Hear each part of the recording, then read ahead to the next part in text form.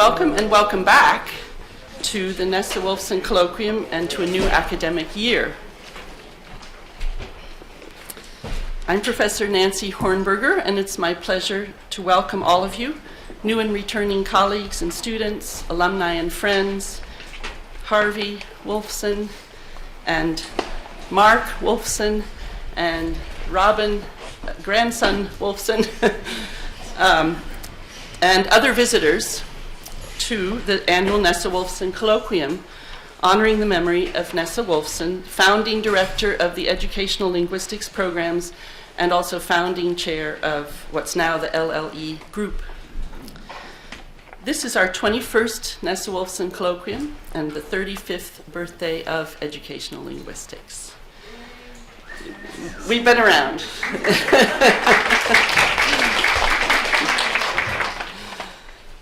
A very special welcome to our speaker, Dr. Awad Ibrahim of the University of Ottawa. My colleague Betsy Rhymes will introduce him in a few minutes, but I'll just say that Awad is no stranger to GSE, having attended our annual Ethnography and Education Research Forum one or two times while he was a graduate student, and promising to come back soon with a panel, maybe, of his own students. And so we're going to work on that promise. He already spent an afternoon yesterday speaking with a group of educational linguistics PhD students about research, and we're just very grateful to have him here with us for this special visit. We're also grateful to PhD student Elaine Allard, who has done such a superb job of coordinating this event for the 4th year in a row now, and also to Crystal Smalls, who has joined her in that effort this year. So they're both sitting over there against the wall. Thank you so much.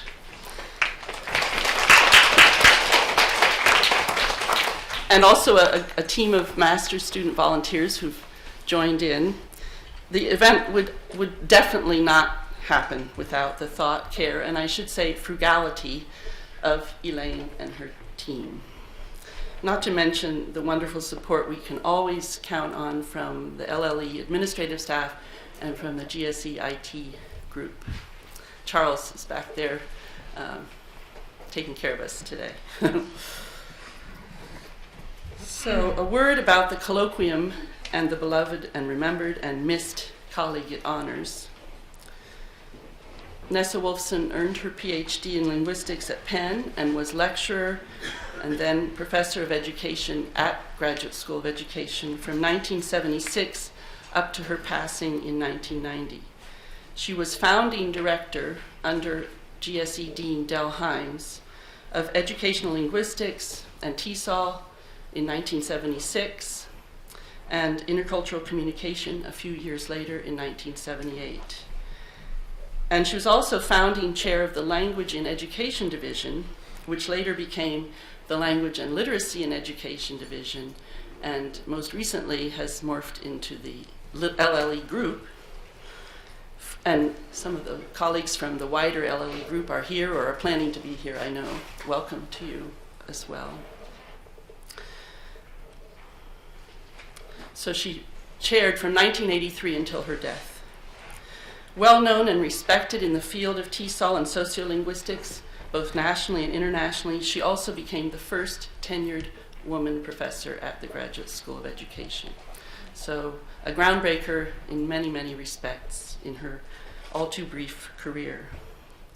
After her death, which came too soon for both her family and her professional colleagues, her husband Harvey Wolfson and the LED, under Terry Pica's leadership, created the Nessa Wolfson Colloquium to recognize her scholarly and program-building contributions and keep her memory alive at GSE.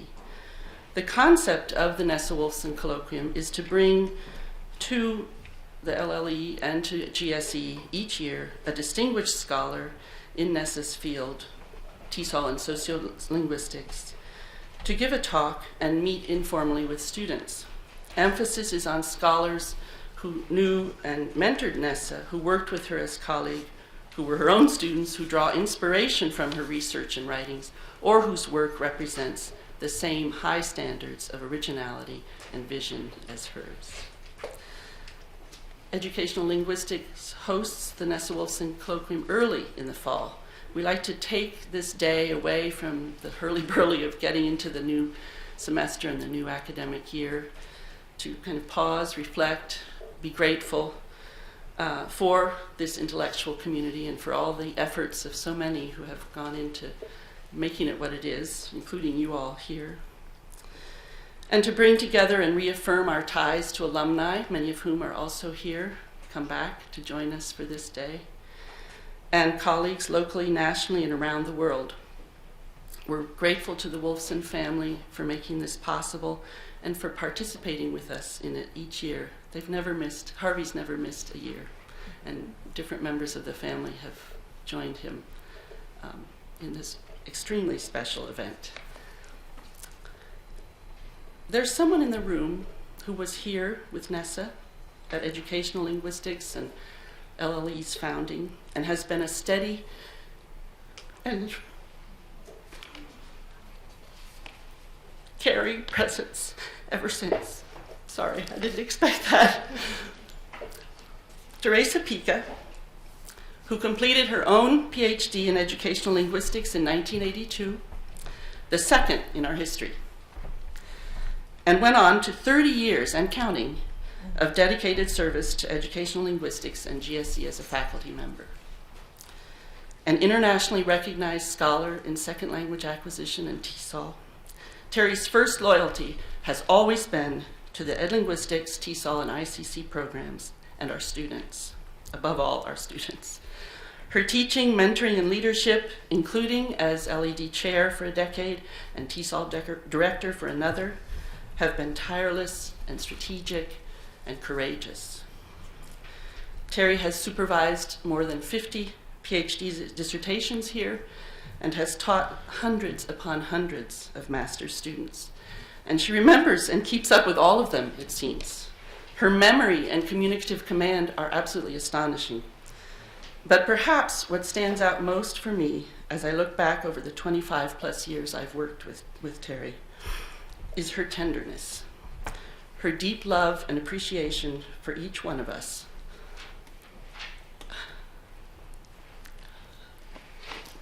As a multidimensional human being. Sorry, I'm really sorry about this. This past spring, we almost lost Terry. We came very close to losing Terry to a devastating illness. And my educational linguistics colleagues and I want to take this moment to welcome her back with our open arms and give her a small token of our deep appreciation, love, and respect and admiration for who she is and all she has done and continues to do.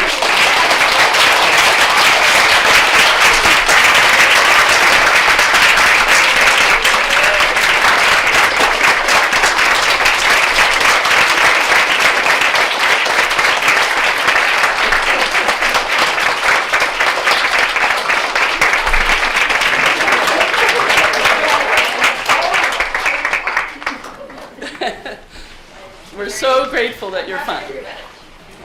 So we got together and got a little gift, just so you'll have it with you in front of you to know how much we admire and respect and love you. Thank you, Terry.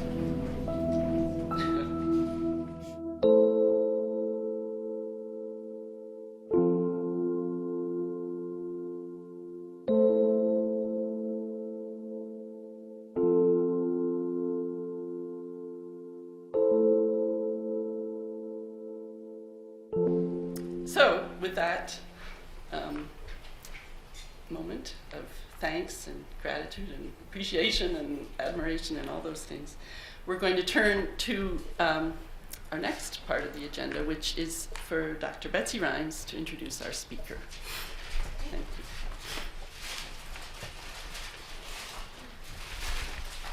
Good morning. I feel like we've included Professor Ibrahim in on like an intimate family moment without knowing it was going to happen. But he's probably one of the best possible people to be here for it. So I wanted to say I feel very humbled and honored to be in this position to introduce Awad Ibrahim to you today. I first came to know his work back in 1999 when he published a piece in TESOL Quarterly, which was called, even way back then, Rap and Hip Hop, Race, Gender, Identity, and the Politics of ESL Learning. This article examined the language learning experiences of displaced continental African youth and their identity formation in Southwestern Ontario. That's Canada.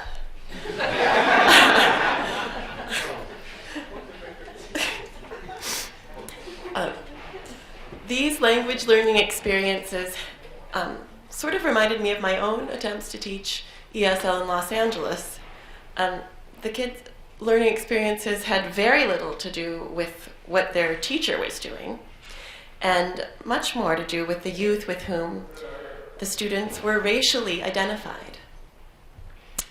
Nearly 12 years ago, when that article was published, this was the first time I had ever read anything in TESOL Quarterly, or anything about teaching English language learners for that matter, that directly addressed issues of race, sociolinguistic variety, and identity. It was really path-breaking in a Nessa Wolfson-y kind of way. Since its publication, that original research has become a crucial resource for the field of TESOL, as the field itself has begun to scrutinize its own assumptions regarding race and inclusiveness. Now, since that research, Professor Ibrahim has continued to publish widely on the connections between race, language, globalization, culture, and the politics of identity, on the impact of Black popular culture on young people, and the dialogic relation between continental and diasporic African identities. In addition to that article in TESOL Quarterly, Professor Ibrahim has published in TESOL Canada, Taboo, Journal of Curriculum Theorizing, Educational Theory, Inquiry, and many other journals. He's also co-editor with Samuel Lean and Alistair Pennycook of a field-changing volume called Global Linguistic Flows, Hip-Hop Cultures, Youth Identities, and the Politics of Language. And that book, which I'm sure many of people in this room already know and love, was published in 2008. Now, Awad Ibrahim is currently, as Nancy said, Associate Professor at the Faculty of Education at the University of Ottawa. And you might be interested to know that he is originally from the Sudan. And he's fluent in 7 languages, including Arabic, English, French, and Italian. That's only 4, so you'll have to ask him what the other 3 are. He continues to do research that makes connections between schooling and Indigenous knowledge. And he was recently awarded massive amounts of funding to conduct research on civic education in Morocco. So today he's here to talk to us about this topic. One is not born Black. I'm sure we all have ideas kind of what he might be about to talk about. But I'm very interested and excited to see the substance of this talk. So we're delighted to have you here and eager to hear what you have to say. So without further ado, please join me in giving Awad Ibrahim a warm welcome.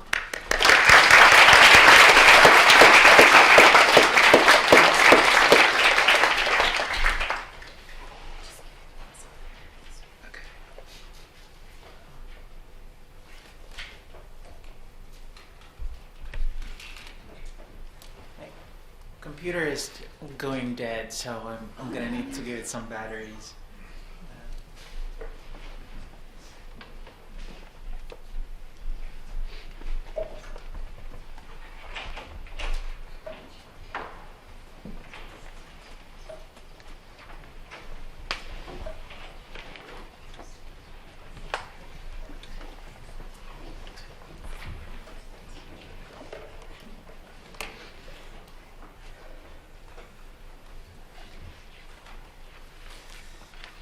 So, what a pleasure to be with you here this morning.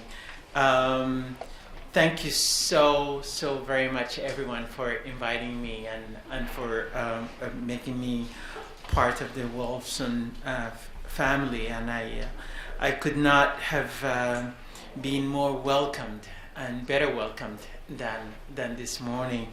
It is an utter delight, and I'm humbled by the invitation.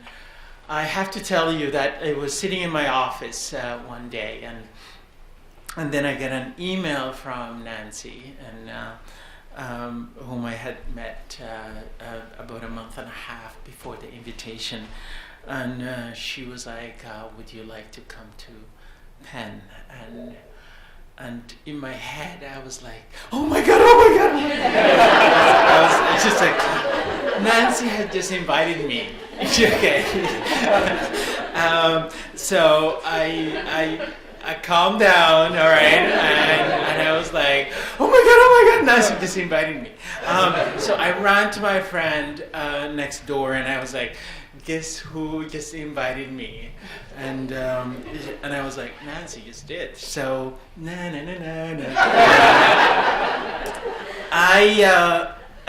I literally was overjoyed by the invitation, and I think it's not projecting. I don't know why. It might have gone off. Because Nancy's invitation in my head was, it wasn't just an invitation. It was like, I have to come. So and here I am. Also, one more thing, since that invitation, I envied Nancy and all the colleagues that we have here in the faculty for having such, and I mean really, really wonderful students. I was telling Nancy proudly, this is the best and the most organized conference I have attended. Elaine just kept me up to date. I knew exactly what to expect. I knew who I was going to be in touch with, and so on and so forth. Crystal did a wonderful job jailing everyone else in that we met yesterday. It was a delight. So one is not born black, and I'm sure some of you would have, as Betsy just mentioned, have a sense of what it is that I'm dealing with. But I want to push all of us to think slightly, not differently, but pushing the idea of connecting language and race in particular, hence the subtitle Race, Language, and Semiotics of Hip-Hop Identity. Stuart Hall argues that I want to make to you that race works like a language, and signifiers refer to the systems and concepts of classification of a culture, to its making meaning practices, and those things gain their meaning not because of what they contain in their essence, but in the shifting relations of difference in which they establish with other concepts and ideas in a signifying field. Their meaning, because it is relational and not essential, can never be finally fixed. And I emphasize this over and over again. But it is subject to the constant process of redefinition and appropriation. The meaning of a signifier, and I'll be focusing primarily on the question of race, can never be finally or transhistorically fixed. That is, it is always or variously always a certain sliding of meaning, always a margin not yet encapsulated in language and meaning, always something about race left unsaid. And that's what I want to work on. What is that? What I call in another paper, the pedagogy of the leftover. The pedagogy of the leftover. That is, what is being left unsaid yet. Always someone or constitutive outside whose very existence the identity of race depends on, and it is absolutely distinct to return from its expel an object position outside the signifying field to trouble the dreams of those who are comfortable inside. That really, for me, captures the essence of what it is that I'm trying to do in the paper, and I'm eager to get your feedback on it because it's a work in progress, and I worked on it with really purposely for this paper, and Wolfson would have been utterly delighted. I could see her sitting in the front row, wondering. That's really interesting.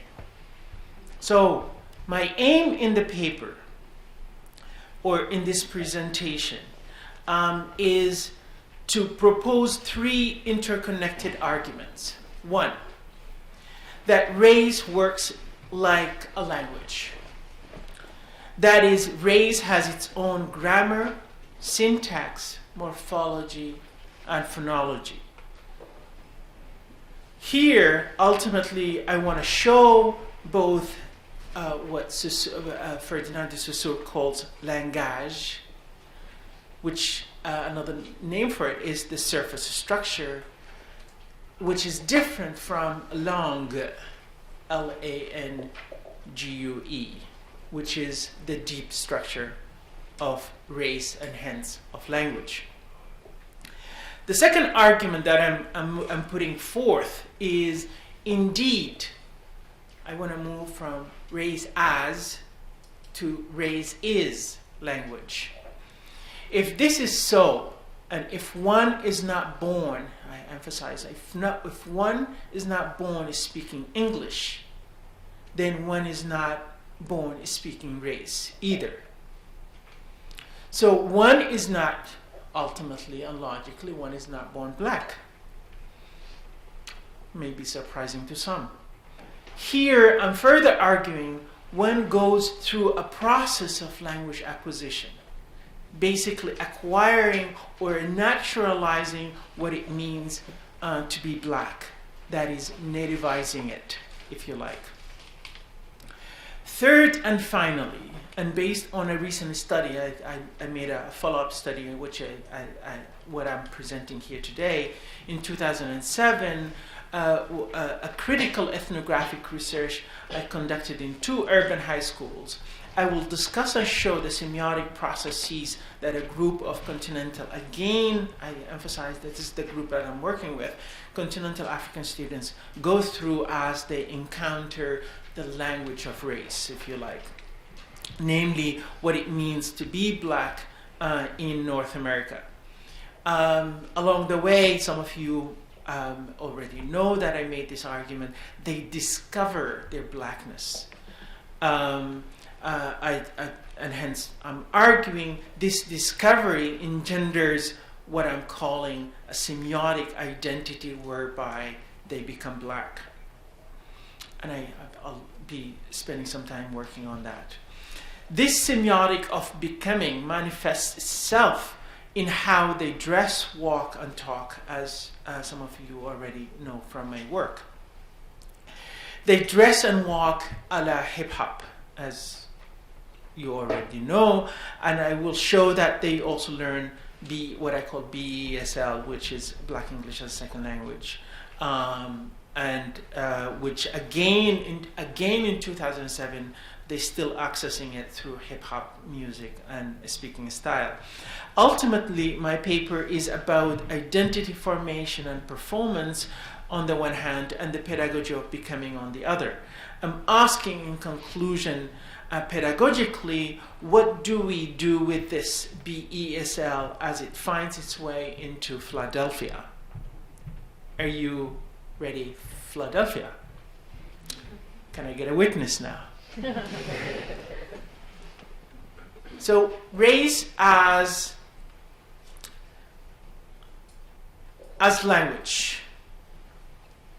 In fact, appropriately, this subheading should read race is language, as much as one would say Zulu or Mandarin is language. To understand this notion, let me go back to Linguistics 101. And this is exactly what what I will be doing. And this is where I need your feedback, as I want us to work through this paper collectively. Let me give you a rundown of Linguistics 101. First thing we were taught that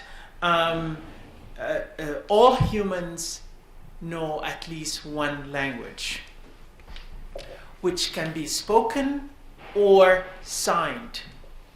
In all languages, we're also told, words are infinite, while sentences are not. The rules of any language are learned spontaneously as we learn a language. These rules can be divided into 5 areas. Phonology, that's the study of sound. Morphology, the study of word. Syntax, study of word combination. Semantics, study of meaning. And finally, lexicon, the study of mental dictionary of words. Very significant to note, when we learn a language, we learned that a sound, that is a word, like a table, corresponds to a mental image of the table.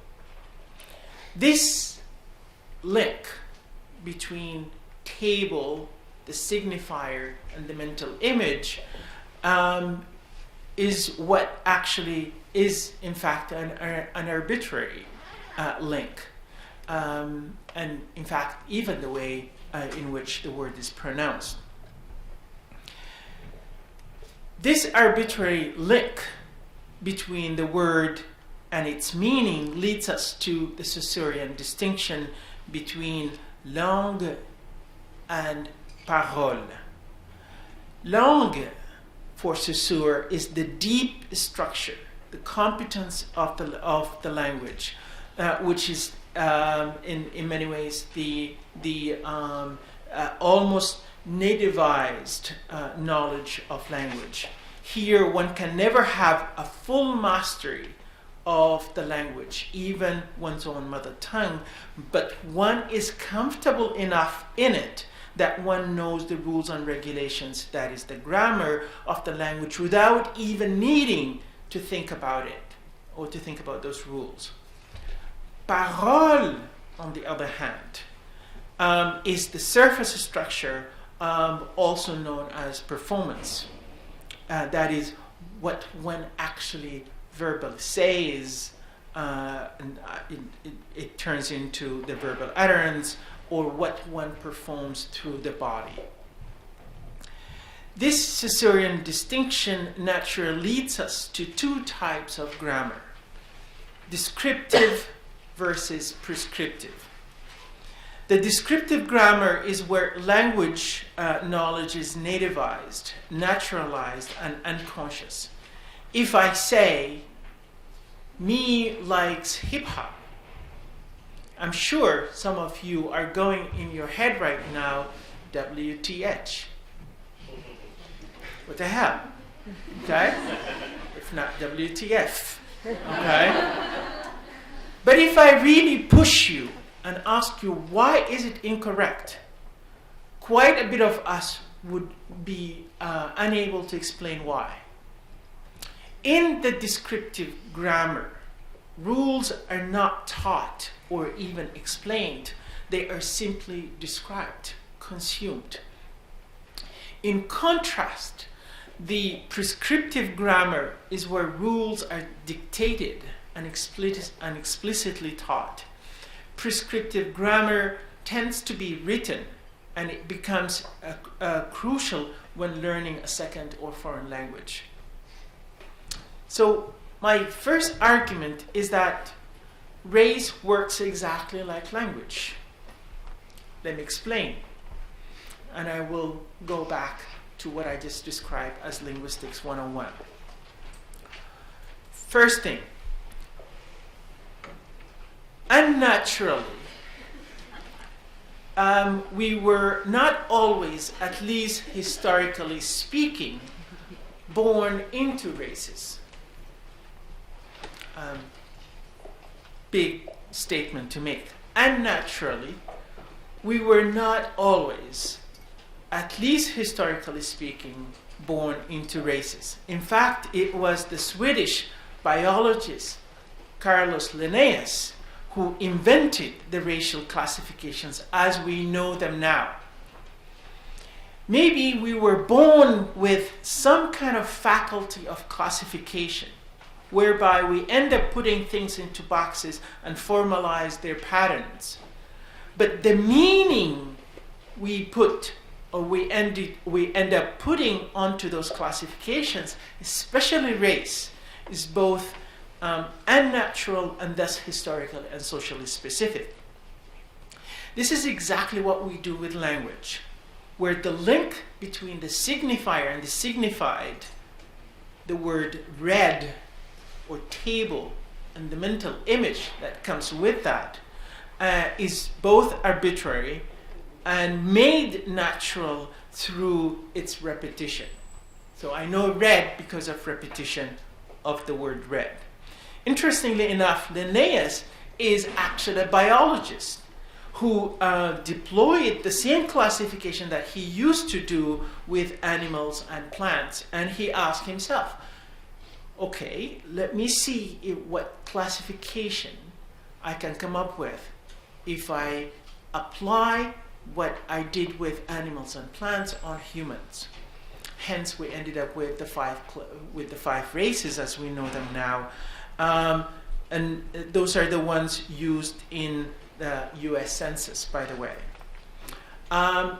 If any of you, grad students or not, interested in a really fantastic documentary, it's by David Suzuki, and it's called Skin Deep, The Science of Race.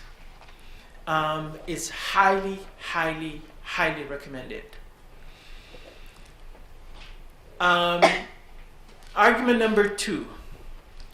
Unnatural as it may, at least in the US, if everyone speaks at least a language, it has become a second nature that one belongs to, i.e. speak a race.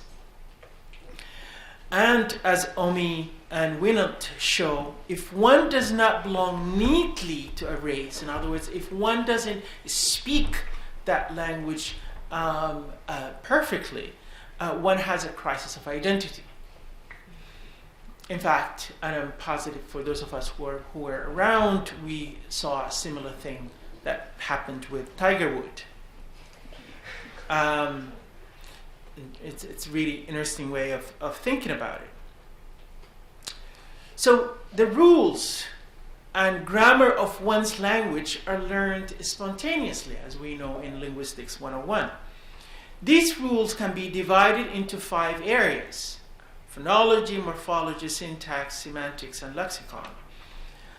I want to apply these to race and think about race is language or race as language.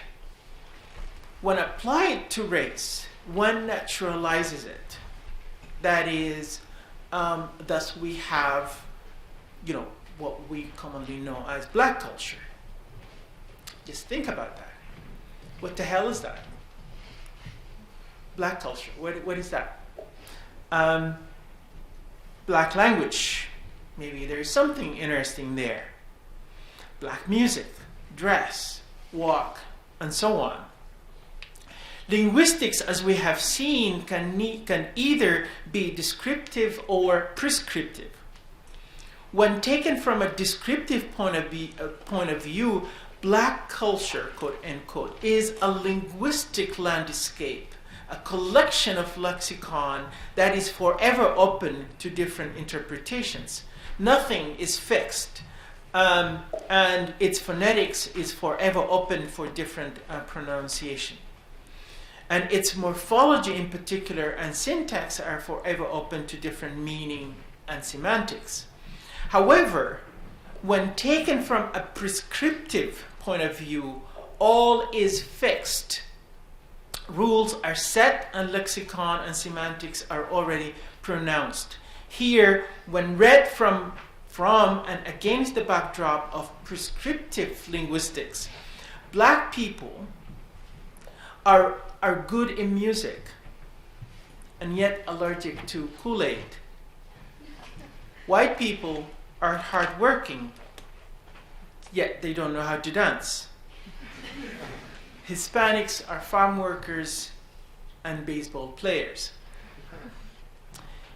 In prescriptive linguistics, if race is language, then the grammar of race is to be consumed, not discussed. Let me reflect a little bit on the 5 elements of linguistics and how they might be applied to the notion of race is language. The 5 elements: phonetics, morphology, syntax, lexicon, and semantics.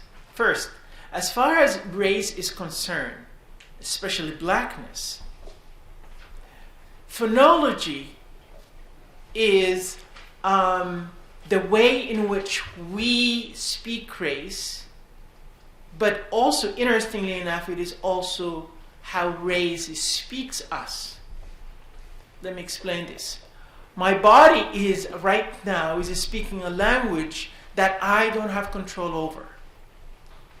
But maybe the way in which I'm doing my hair right now is purposefully done. So my blackness is speaking me, but I'm also speaking my blackness. Second is morphology. When it comes to race, morphology is the word, is the different part of the body. It is the cloth, it is the way in which the different parts are put together, creating what we know now as black culture. AAVE, that is African American Vernacular English, and etc. Very significant to note. Third, the way in which these pieces, these words, if you like, are put together is what we know now as syntax. So if we take the hair along with the latest fly gear, that is the high top sneakers, the bicycle shorts, the junky jewelry, the baggy pants, polka dotted tops, for example, we will end up with the morphology of the hip-hop dress. That is, it is the composition of these elements, these words, if you like, that creates the syntax of what we know as hip-hop dress.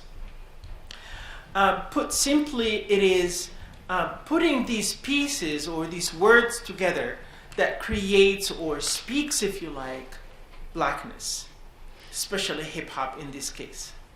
Finally, when it comes to race as language, lexicon and semantics are inseparable, especially in a post-representational moment.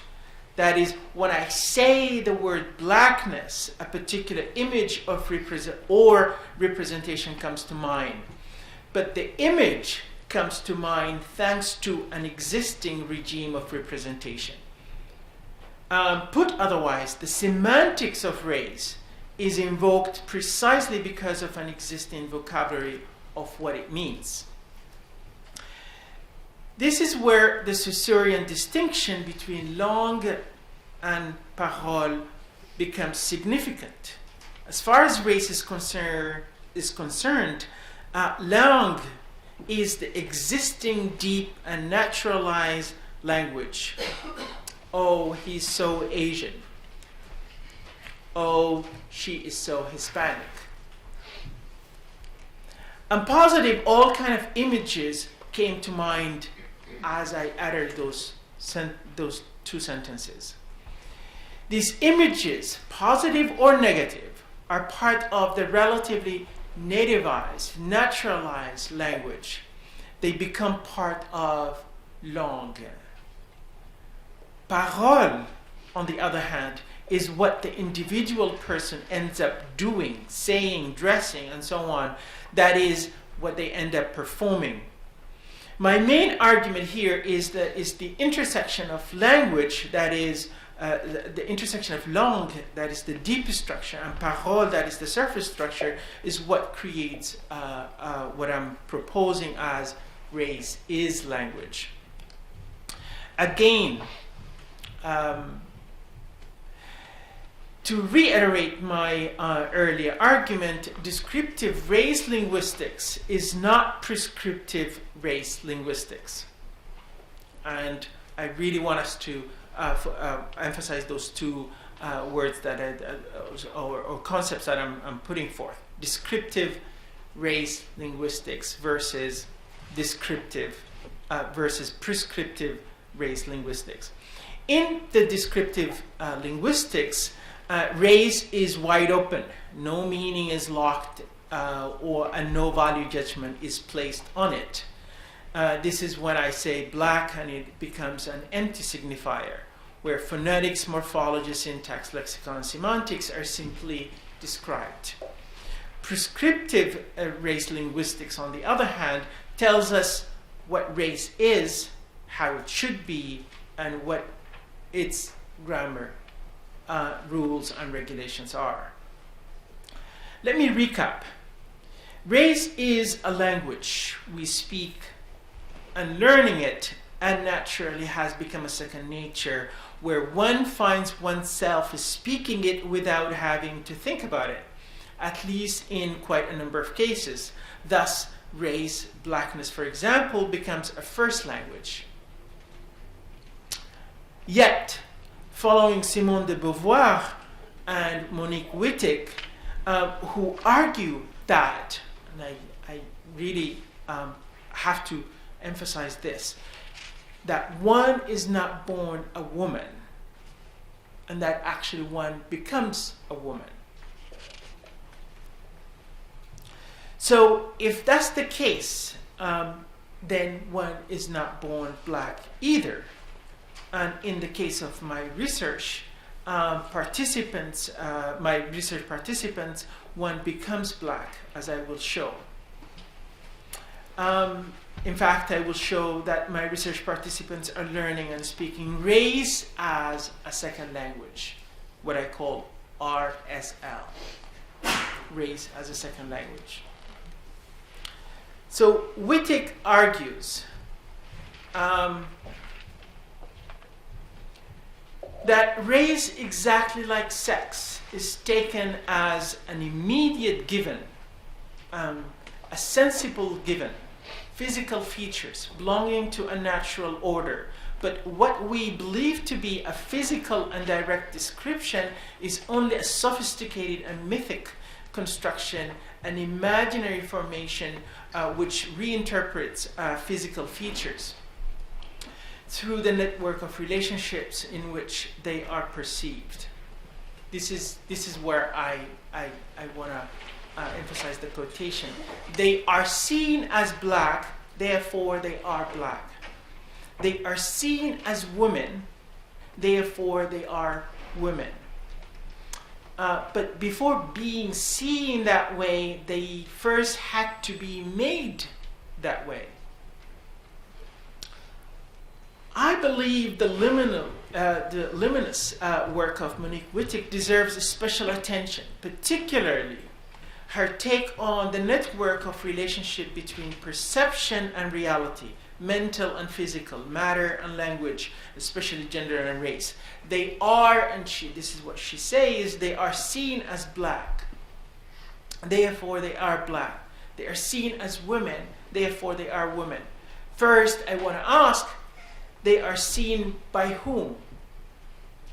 And second, what is the translatability or the conversion of being seen into is? That is the psychic relation between visuality and reality. She argues, but before being seen that way, they first had to be made that way. How does one make a woman woman? Or a black person black?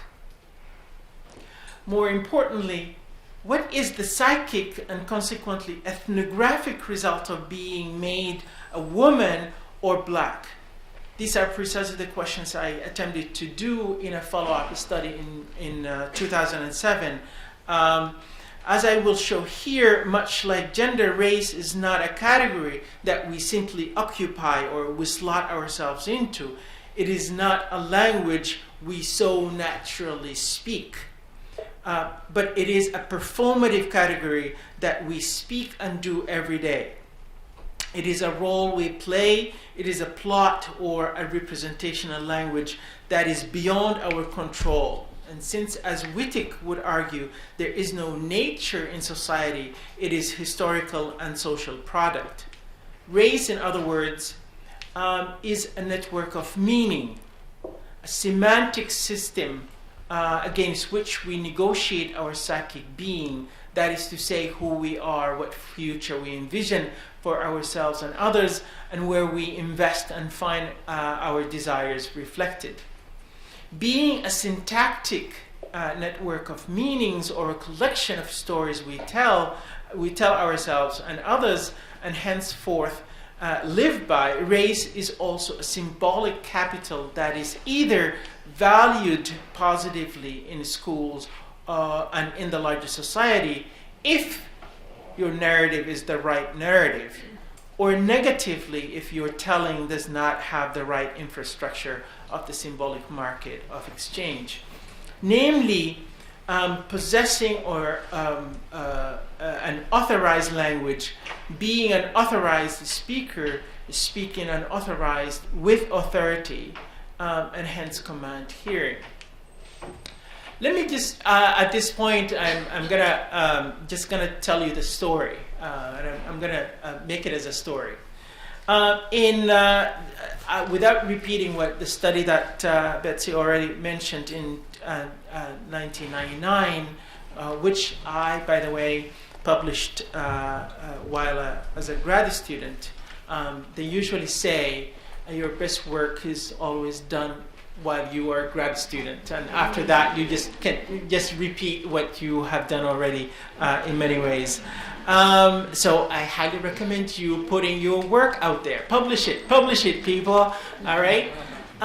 So I made a follow-up study in 2007 in a high school, and it was again, I tried to see similarities in many ways in the two schools that I conducted. The first school was a French language high school in Southwestern Ontario.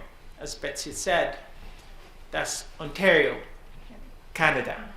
Okay? So it's not that far from Windsor. Okay? And in that study, there was the African students were the largest group. They were almost close to 2/3, and Ming study was closer. As she was talking, I could see a lot of similarities on the population. 2/3 of the population was recently arrived immigrant and refugees, Francophone Africans. By Francophone, I'm talking like they actually speak French. And not just French, they speak Français Parisien. So this is like the Parisian French, right? You can just imagine with me, this is a group of refugee students who are just barging into the school, speaking this very, very, very highly valued language. Guess what the reaction of the teachers was? Deceptive fluency. If you know Ben Rampton's work, I think this is a notion that might need an explanation here. Ben Rampton was working with South Asian students, and these are students who were born in England, so they are British, okay? But in the teacher's eyes, there's something deceptive about their fluency. In other words, they sound British, but they're not British. Or they sound British, but that should not be the case.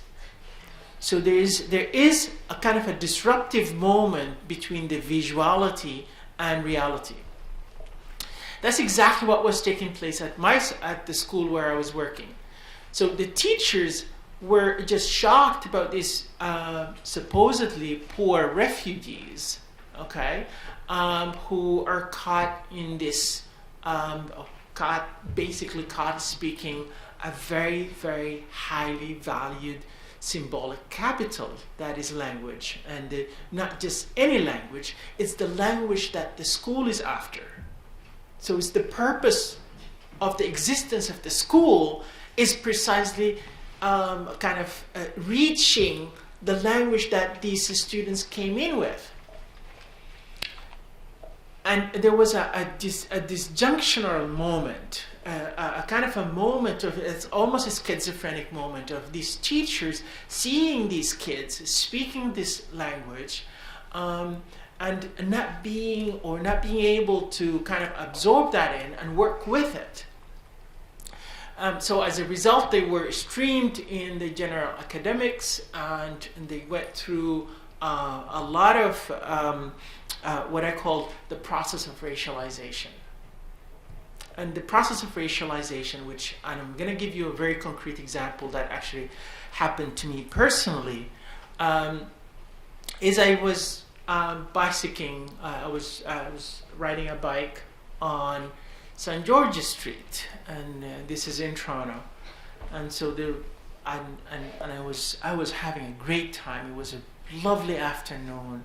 It was sunny, bright, and I was feeling more like a poet than anything else. And in my head, I was writing a poem. And all of a sudden, guess what happened? All of a sudden, bam! A police car carved in front of my bike.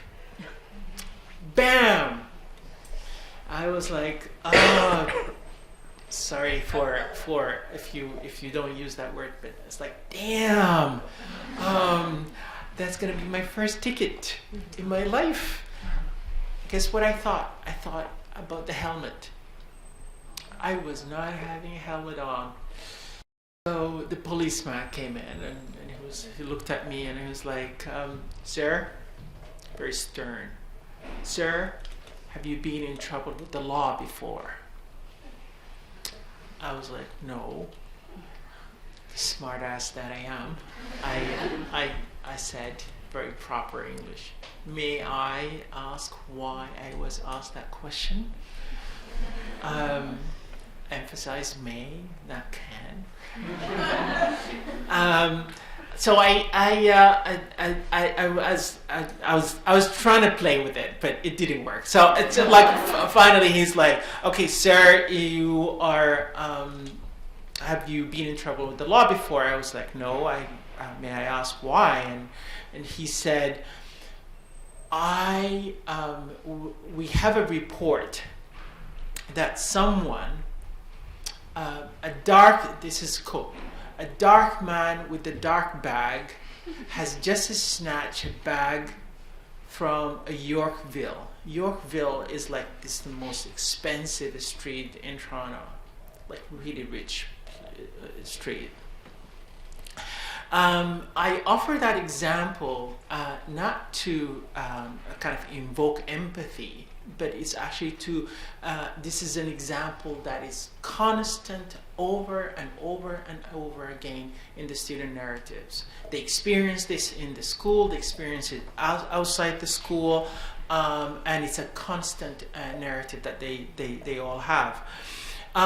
So they enter this process of what I call the process of racialization. Racialization, by the way, has a kind of an edge to it. It has it can tip into racism, but it doesn't have to.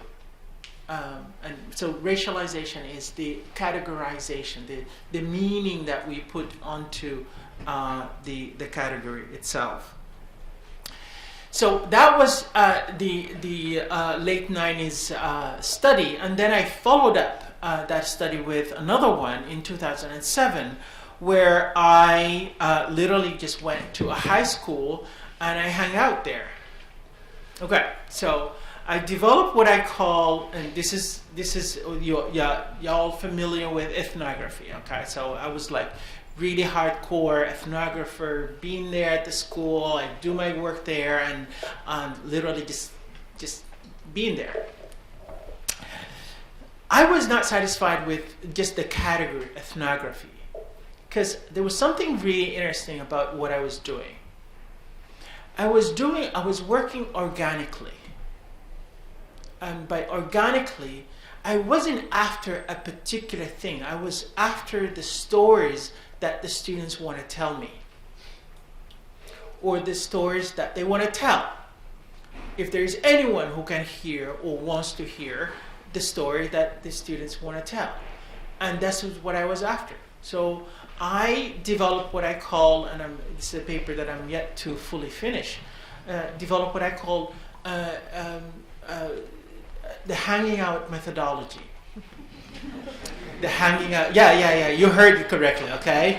Yeah. The hanging out methodology.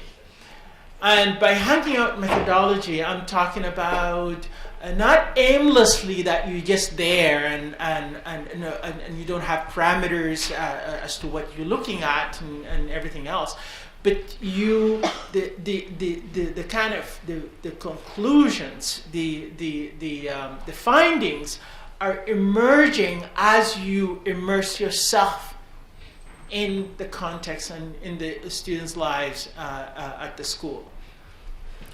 But the hangout methodology, because I was painting, if I can use metaphorically, I was painting a picture, and that picture, school is only probably a component of it. So the hanging out methodology is basically hanging out with the kids wherever they go. So I went in classrooms, outside classrooms, school steps, the gym, schoolyard. I even went to their houses. I went picnic with them. And are you ready for this? Yes, I went clubbing with them. And it was awesome. So this is exactly what I'm talking about. It's the hanging out methodology. And here I want us to think about it and make probably a slight distinction here between methodology and method. So I was doing, conceptually speaking, methodologically speaking, I was doing ethnography. But there was a particular, it's a kind of a new way of thinking about ethnography, and hence my need to name it otherwise. The part of what I was looking at is not only what the students say, but what they actually say through their bodies as well. So this is where the idea of language has to be expanded a little bit. And I find myself dealing more with semiotics than linguistics per se, because I was interested also in how students end up behaving and working through their bodies. Let me just probably share with you a couple of findings from the 2007 study. It is really, really similar. It's almost haunting to the 90s studies.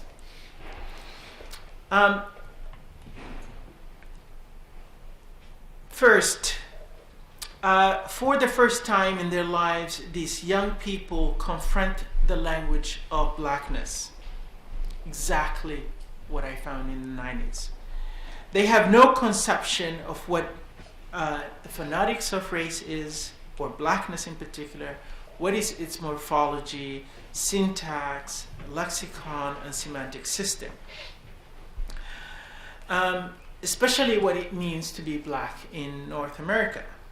So I concluded that, which is something I'm just reiterating, as much as one is not born speaking English, one is not born black either, and that one becomes one.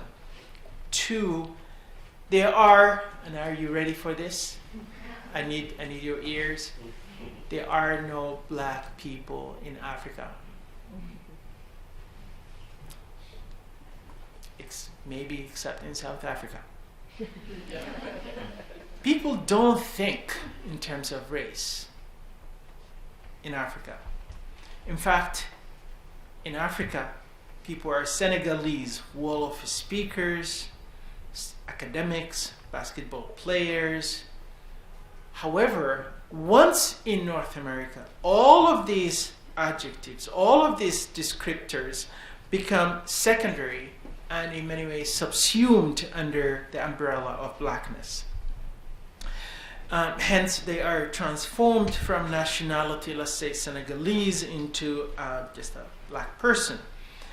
They encounter what I'm calling a different race language, a social imaginary where their bodies are semiotically read as black bodies. This is a modernist, not to say colonial, and that translates into, oh, they all look black to me, or oh, they all look Chinese to me. The second finding is this process of racialization engenders and produces and triggers the process of becoming black. That is, becoming black is an identity performance and performs itself through language. As these students were deciphering, that is, they becoming, and really, I would like to, for you to think about this as you do your ethnographic work in schools. I don't know if you reach the same conclusion that the students are ethnographers. The displaced students, the immigrant students, they become ethnographers. They look around, they see how people behave, walk, and talk, and so on. And in the process of deciphering what is happening around them, part of what they discover is their own blackness, if you like. What's really interesting, and this is where it becomes really a point of discussion that I would like us to have once I'm done here, is actually I'm going to show you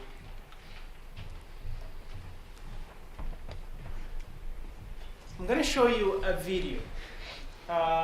Okay, it's not fish. I'm not talking about the fish yet. Okay.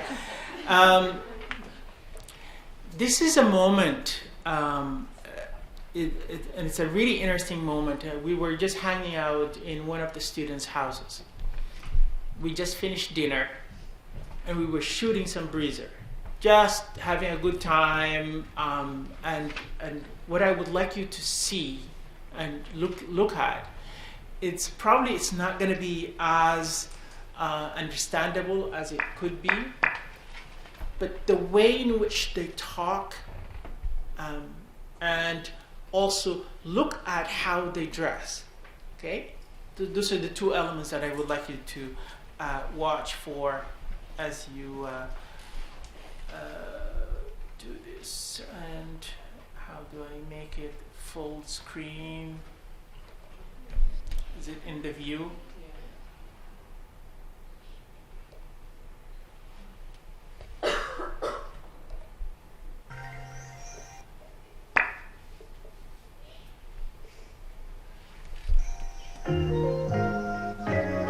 Okay, not part of the thing that I was asking you to look for.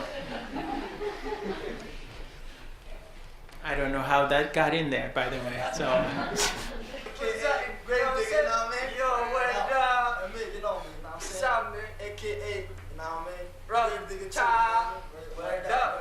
The house, where the book is.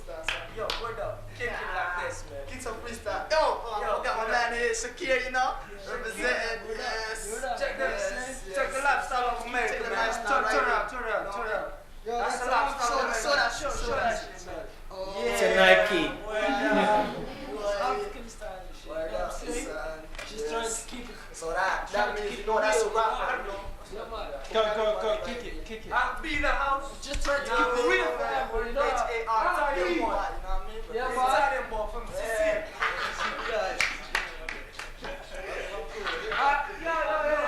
Listen. I hope those see that shit. For You real, know what I'm for saying? real, For real, man. For real. I got their authorization to do this. In the Blackwood, and you know, all the niggas has to watch that shit, you know what I'm saying? So that's a wrap. No Everybody problem. right here, you know what I mean? I'm No problem. freestyle for you, you know what I'm saying? 1, 2, 1, 2, let me check that. Alright. Check 1, 2. My name is Say A. Samotar. Fucking Q7. I represent to the fullest. Don't fuck around, cause I'm on, you know, I might hit you. So yo, you know what I'm saying? I don't want to give all my. There's a lot happening here, but I want us to kind of decipher the semiotic play that is taking place in here, and I want you to, I want all of us to actually not to just consume this, but to as much as we can think through it. And very significantly, I think there is a not only a play that is taking place here, but if I were to ask you, and I will give you this information, that this is a very recently arrived group of students. How much time do you think they have been in North America? Just top of your head, a year? 3 years?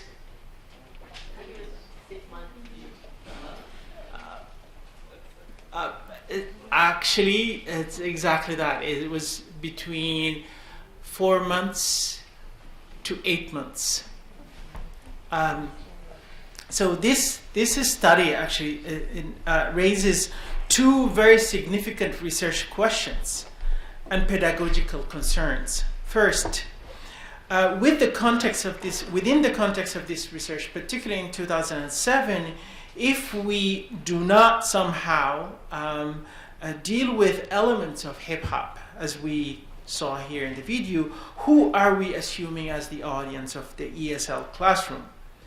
Second, if identities are ongoing productions, unstable points of identification that are given birth to at the borderline between the self and the other, and if this dialectic relationship between the self and the other is based on unequal historical relations of power, then what is the impact of this relationship on how the self forms and performs itself?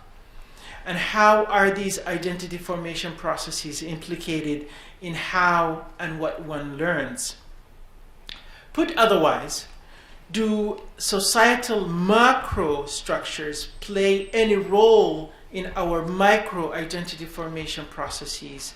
And are these processes in turn connected to the notion of race as a second language? If so, how?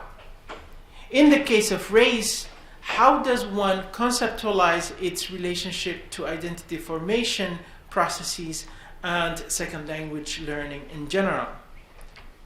I could just see humbly, very humbly, Dr. Wolfson sitting in the front row again, smiling and saying, "That's really interesting." Two practical ideas that I would like to propose forth that I have either seen or experienced myself. And this is just by way of just giving final thoughts. One is what I call the newspaper exercise. This is a really wonderful, wonderful teacher. It's a link program. This is the new immigrants to Canada who come in and they have their own classes. And what this teacher does is he brings newspapers and they work through them.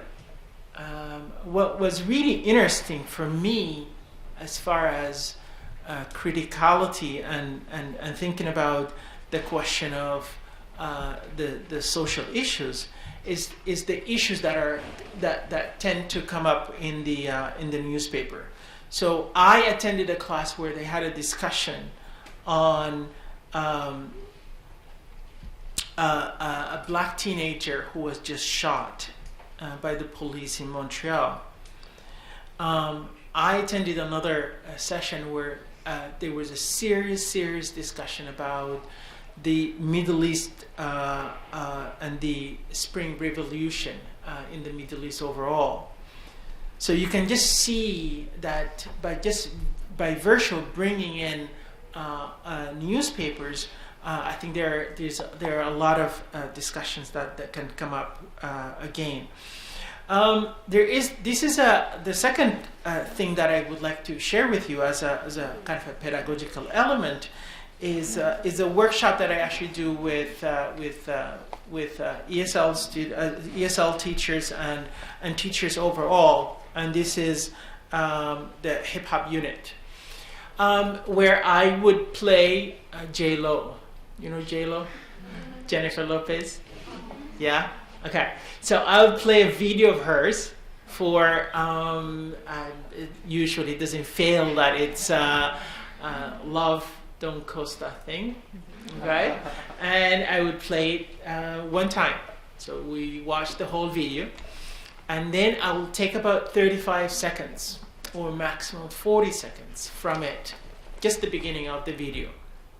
And I do 2 exercises, maybe 3 exercises with the students, and it's something that I have done with grade 8 in particular.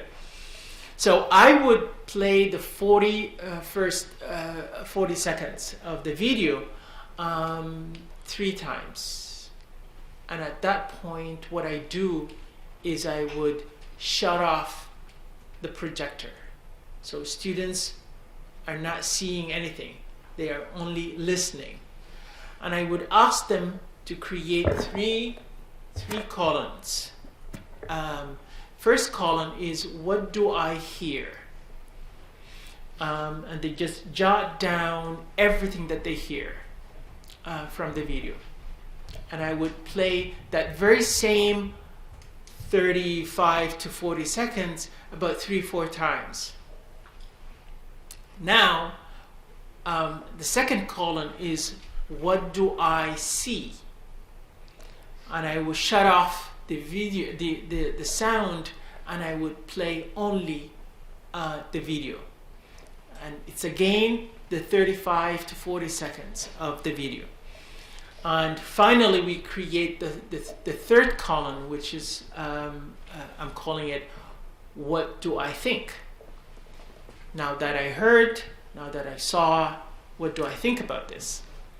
And my idea behind this exercise, which ultimately seems to work really well, because what I do next is I would ask the students to bring in their favorite video clip, and we do the same exercise in class. In other words, whatever you're listening to, bring it in, okay? If you're doing this exercise for the first time, do not do what I did the first time.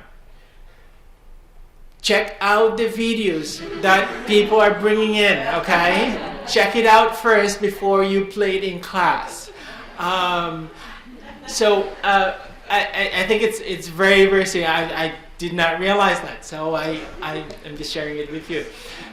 So what do I think becomes actually an essay.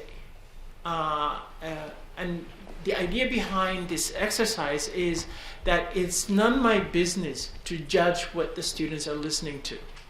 In fact, we don't have control over what they're listening to.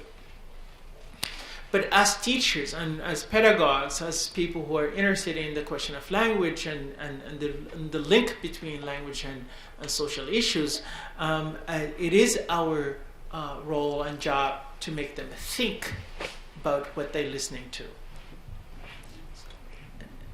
Ultimately, the objective behind that exercise is to make them think about what they're listening to, about what they are viewing. And that's my way of getting to that. This is the last part that I'm calling food for thought, that I could see Dr. Wolfson attempting to convey to you, all of us, collectively. I know quite a number of us are grad students here. If you're doing this kind of sensitive work, work that touches some nerve, a work, especially when you're dealing with race. Elsewhere, I call it the big chill. Something about race in particular that brings the chill to the room. And we need to think about why that's the case. But if you're doing that kind of sensitive work, I highly, highly recommend you do your homework very, very, very well. Because the last thing you want is for people to dismiss your work or feeling the sense of accusation that they have been accused of being racist or whatever else. So we really desperately need to do our homework. And in order for us to be able to change things, we need to be not just immersed, but we need to know deeply what it is that we want to change. So in order for me to push to the next level of the hanging out methodology, I could cite to you right now almost everything that's possible about what ethnography is. So you have to have foundation, and you have to have a solid foundation to build on to come up with the next thing that you are interested in.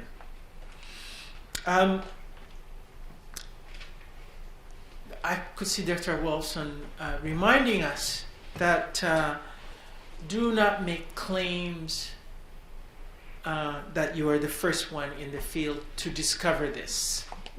I'm standing here on the shoulders of way, way too many to mention and to cite. So it's very, very significant to be humbled by the foundation and the findings that you find yourself with. So it's not about what you find, but also, and very significantly, how you present it to others. Let me leave you with this. What I attempted to do today is to share very modestly and describe the sliding meaning of the left unsaid about race, or better, racialization, and how race can be conceived as language. Race is language that we speak, but it is also a language that speaks us. The ultimate challenge we are faced with is how we conceive of this notion. Race is language. We can approach it from a descriptive race linguistics or prescriptive race linguistics. It is the prescriptive race linguistic that is problematic. In her last edited book, Language of Inequality, Dr. Wolfson is challenging us to move consciously and knowingly from prescriptive race linguistics, where the phonetics, the semantics of race are dictated, to a descriptive race linguistics, where race is open and forever fluid signifier. Language equality, Dr. Wolfson would have argued, is a space where we can talk without any fear. We can name historical injustices, including the impact of putting into practice a prescriptive race linguistics, hence understand why we need to fight against its linguistic genocide. On the other hand, as Adrian Rich had put it, this is the oppressor's language, yet I need to talk to you. From the oppressed point of view, I need to talk to you, not as an act of obligation, but as an act of love. This is the oppressor's language, yet I need to talk to you. Only when speaking becomes an act of love can we comfortably say the word and the world have been connected. As Dr. Wolfson would have put it, can I get a witness now? Pen. Ultimately, this is what I'm proposing as what I'm talking about is race is language. Thank you so very much for your time.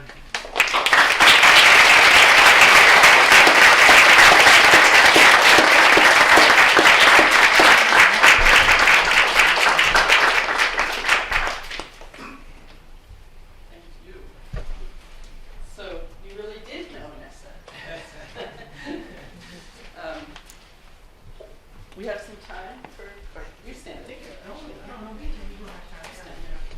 And you're interested, happy to have. Oh, absolutely. I'm more than happy to entertain some questions. I believe we have, close to half an hour or so, or 20-something minutes.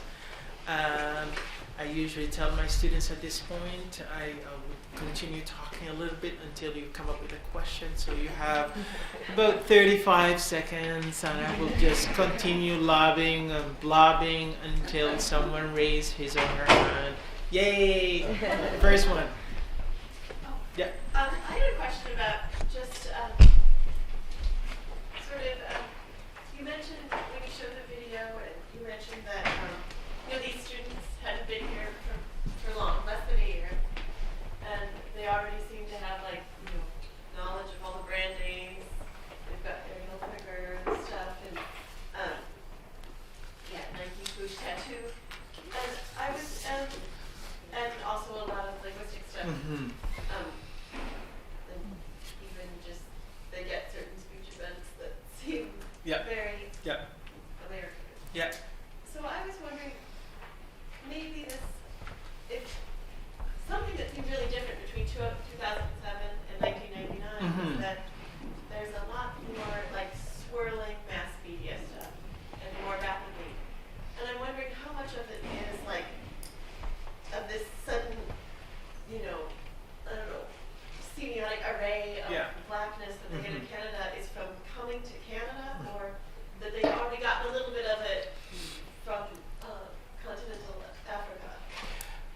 That's a really, really good question, and it's also a question that I have been grappling with quite a bit. Is it simply arriving to Canada and then they enter this process of becoming, or has the process already started even before coming here? And it's a really, really, really good question. This is the biggest difference between the 90s and 2007. I can comfortably say in 2007, the immersion into not just hip hop, but the politics of blackness had started before their arrival, and it's very, very pronounced. And it's one of the reasons why I'm interested right now in hip hop in the continent itself. So there's a huge emerging hip hop scene in Senegal, in Nigeria in particular, in Kenya, incredible in South Africa. So there's a lot of play there that I'm trying to decipher, and I'm kind of working through.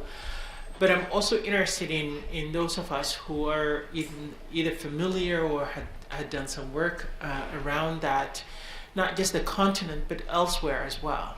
I know at least one person in the room who had done some work in China and Chinese hip hop. I think there's something really interesting about that juncture of how is blackness taken up, how is hip hop taken up in that context. I'm more than familiar with Angeline's work, but I think you almost get a second-hand kind of thing. But I'm eager to see this global linguistic flows, if you like, this how it works and how people end up doing it. As a result, I ended up doing a review of a book, and one of the arguments that I try to push for is what I call the global hip hop nation language. Global hip hop nation language. And here I'm not talking about the language as in the concrete linguistics 101, but in a semiotic sense. How come that a person in Brazil would recognize someone in not just Bolivia, but also all the way in Egypt? And if I were to play to you, and I do this exercise for myself, what I do sometimes, I put the volume off, and I get series of YouTube hip-hop from around the world, okay? Brazil, I'm very intrigued by Brazil. Middle East, in particular, I'm writing a paper right now that the Arab Revolution, and that's the essence of the paper, started because of a hip hop song. That's the argument of the paper. So you have the Arab Revolution. Then I'm increasingly intrigued by the Japanese and Chinese scene and hip hop there, and Korean in particular dance scene. What I do is I put the volume off and I just watch it. And I watch them doing on dancing and stuff. It's so interesting. The kind of the conversion of language is absolutely incredible. So there's an incredible indexicality that is taking place in these moments of performance, and comfortably I can say that's the biggest difference between the 90s and 2007. It's a long answer. So you're saying there are blacks in it? Mark is trying to be smart on me now. Now they are. Good point, though. It's a very good point. Seriously, yeah. It's a good point. I have a question of Yeah. exactly how you're defining hip-hop. Just because hip-hop in 2011 is totally different than hip-hop, say, 5 years ago. So, and hip-hop itself is morphing with the whole rock starish look, everything is combining. So now hip-hop itself is really not technically hip-hop anymore. Yeah. So how does that affect, I guess, the definition of that, and how do you see the transformation when other groups, ethnic groups are going through that racialization stage? How does that affect that? Yeah, that's a really good question. I am of the opinion that hip hop is fluid. So definition is always problematic. So you have to kind of think about it organically. Not how I define hip hop, but how are the young people defining hip hop. It's a really interesting way of thinking about it. You flip it. You just flip it. If you flip it around, then it becomes more interesting, and it becomes a point of discussion with the young people in particular.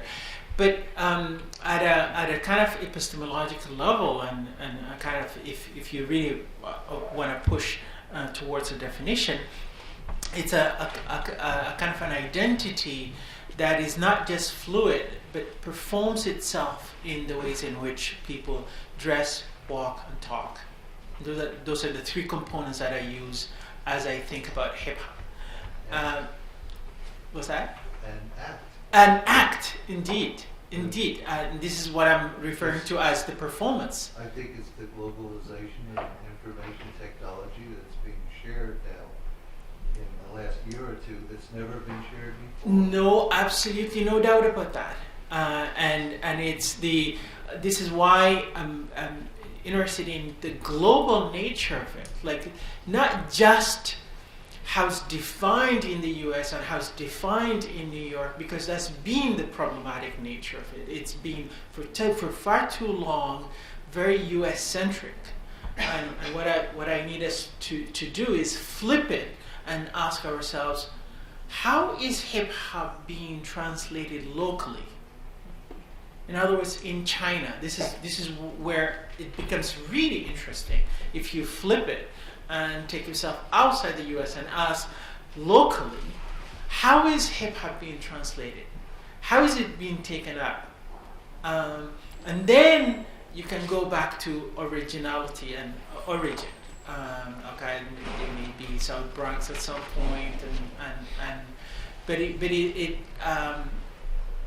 if you want to think about it, it's and if I really am pushed in a graduate course to define what hip hop is, it's a youth culture that is performed with youth, that tends to perform itself in the ways in which people act, form, perform, walk, talk, and I'm not satisfied because as KRS-One would put it, rap is what we say, hip hop is who we are. And if you really want to go on Socrates' kind of line, the banal is the most difficult. To ask who am I is ultimately ending up with no answer. That's why the definition becomes hard. If as KRS-One would argue, hip hop is who we are, and the emphasis on the R, then you kind of I wouldn't say end up a perpetual kind of answer, but you can only come up with a short answer. Kind of following what you were saying just a minute ago, thinking about the local in the era of globalization and under transnational localism, do you see influences of other local hip hops coming from, for example, Africa or Middle East or wherever else in your research sites in Canada, and any kind of changing nature of Blackness or hip hop culture, kind of with a reversal or a the question whether there is an impact or a play of the global on the U.S. and the U.S. scene and North America overall, absolutely yes. There is no hip hop in Canada without some reggae. There is no hip hop. Cardinal Official is the official hip hop, and Cardinal Official is Jamaican. So you got this tune always playing in the background, and it's not your quote unquote typical hip hop kind of tune. It's actually dance hall music. So it's a very interesting intersectionality there. You see also the same thing in Canaan, for example. His impact is crucial there. So you see pockets that are emerging. What is really interesting as well is the French scene. I don't know if you know this, that the biggest producer and consumer of hip hop outside the U.S. is France. It might come as a shock to a lot of people, but it's the kind of how they take it up is also very interesting. The French scene is I wouldn't call it stuck, but they are where hip hop was in the 90s. They are still with Public Enemy and Public Enemy style. The so-called politically and socially conscious hip hop, and that's the dominance of the French scene. What's the reason I mentioned the French scene is that they take up, they kind of translate the global locally as they try to decipher their own sense of self along the way. Yeah. First of all, thank you so much. No, thank for you. Thank you for educating me. coming. Thank you for Because, coming. I had a completely different idea. Okay. Before, I grew up at a time when it wasn't even in my lexicon. So, let alone, at a time when it wasn't even unstruck in my lexicon. So what I want to ask, because I had grew up with a lot of different labels like pigeon and Creole Yeah. and BED Yeah. and, especially around 10. The way you're describing the universality and the origin, it seems more like a Creole, where it's invention and creation on the part of youth who don't have a language to grow up with. So it's less a long and more of a Creole. I'm just wondering if you thought more of it in those terms. Yeah, I did. For my generation. I did. I actually talk very much about.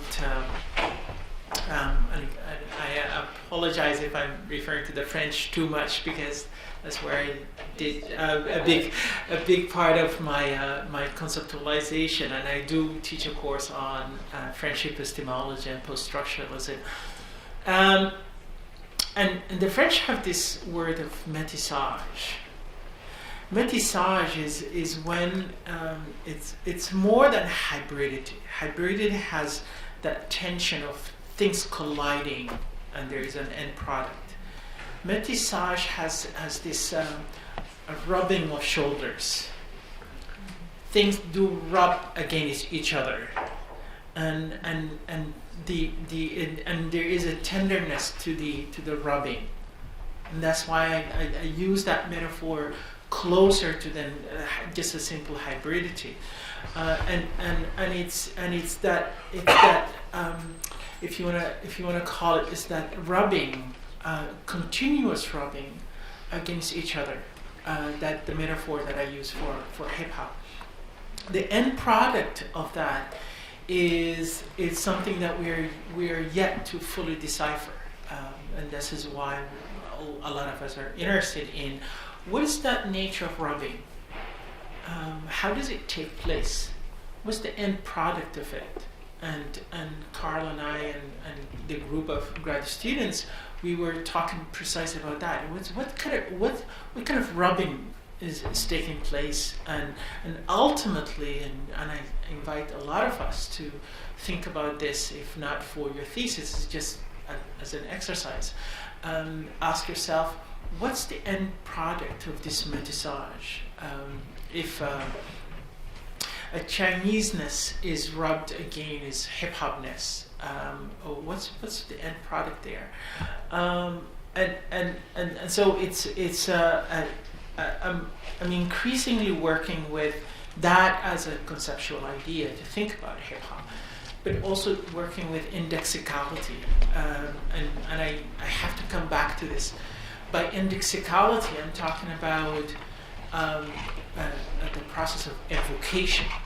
In other words, if I were to use few words, let's call them hip hop words, okay, whatever that might be, I'm not using them to show my mastery of hip hop, but I'm actually a lot, especially in the context of the research that I'm doing, I will invoke them to invoke an identity. So it's a way of saying, check it out, I'm in, totally in, and that would be just by invoking a couple of words. That's it. And it's so I'm increasingly interested in the gestural. What indexicality do people make to invoke certain identities? And it's a very interesting way of thinking about it. Yeah. No, thank you for being here. So I'm a little scared to ask this question. Oh dear. Yeah. So I'm interested in why race is almost kind of like a premise as part of this. Race as? Actually race as, exactly. What I'm trying to understand is, methodologically, how does it help to talk about race in this moment? Because there are many scholars who are kind of talking about this post-racial moment, and then especially thinking about some of the students that I work with who are South Asian and trying to figure out whether it's a national identity, whether it's a linguistic identity, or whether it's the brown identity if they want to connect with kind of a blackness that is more visible, I guess, in some ways in the school. So I guess I was just wondering what your thoughts are about that. Oh yeah, no, that's a very, very legitimate question. Not necessarily the utility of race, but what the impact of it and the impact of the discussion around it even. You have to keep in mind that I'm not inventing what I'm talking about. This is the students' lives that I'm describing. So if you begin with that premise, then I don't have a choice. This is what the students' lives are, and this is the stories that they want to tell. Part of their experience is the kind of the crucial element of race in there.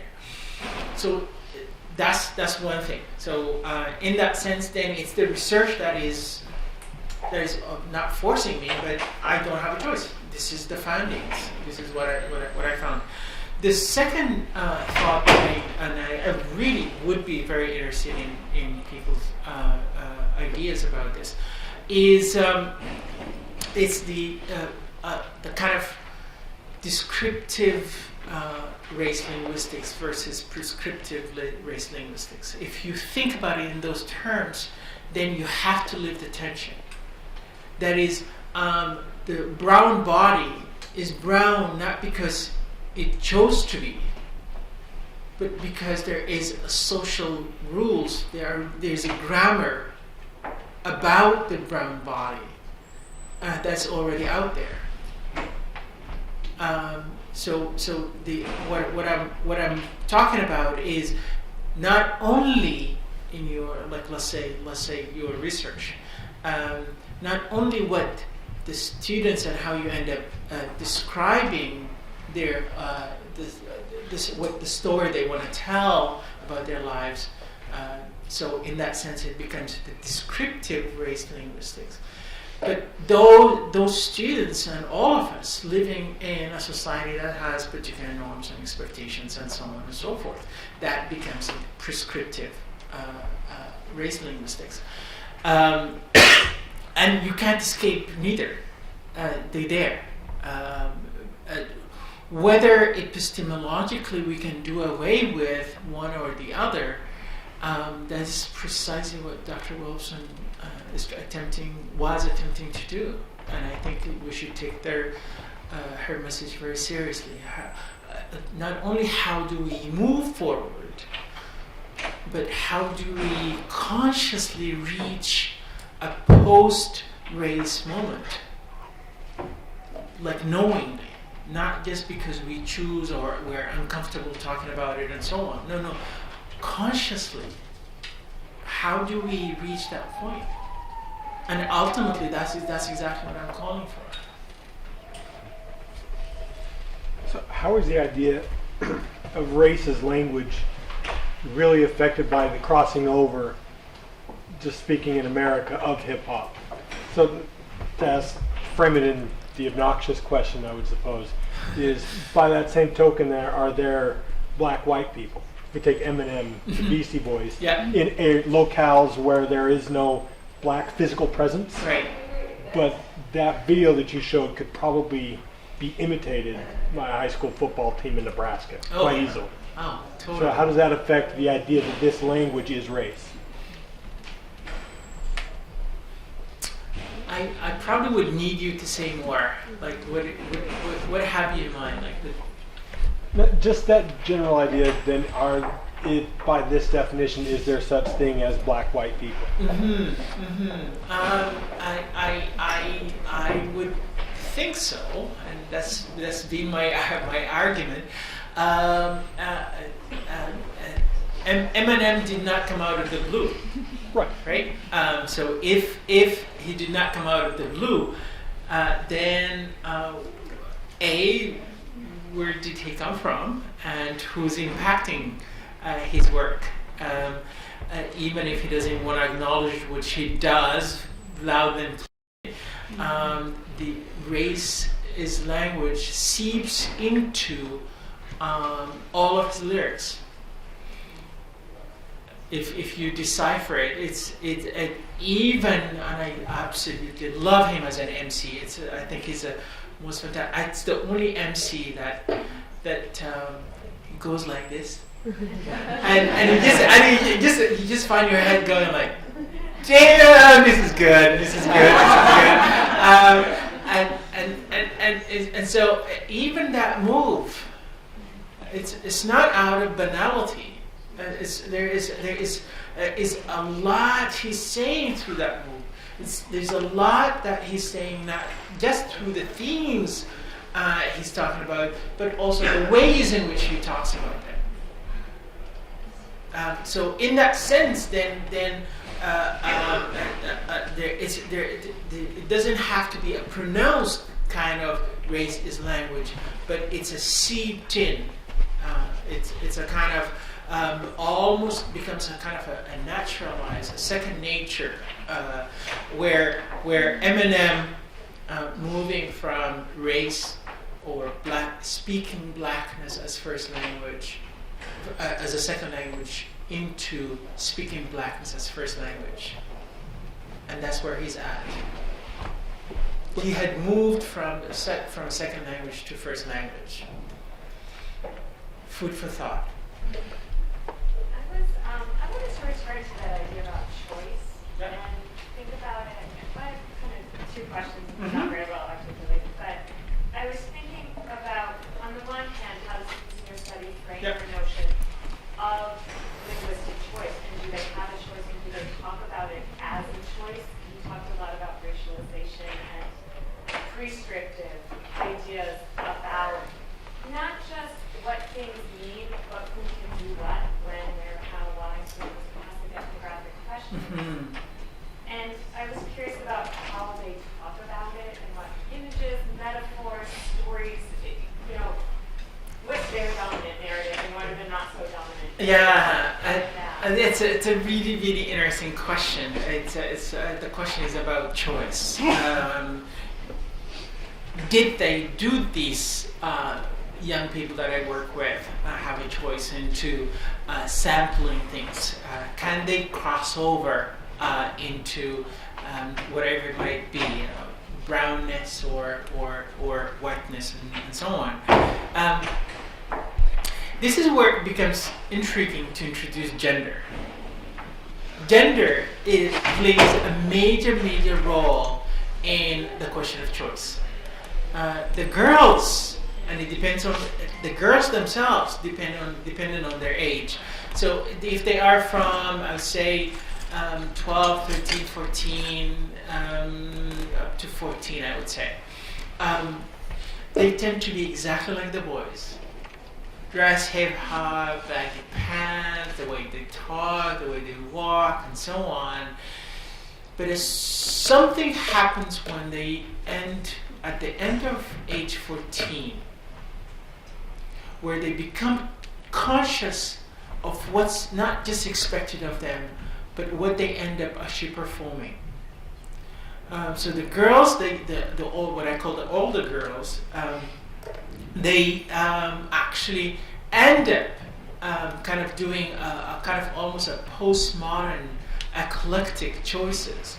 So they would be, check this one out, they would be dressed like all hip hop, right? And then scarf, the Islamic hijab, and then they would be like totally hijabi, but really baggy. Okay, so you have you have this tension of kind of a postmodern moment, basically. The boys, on the other hand, no matter what age they are, they go all the way hardcore hip-hop.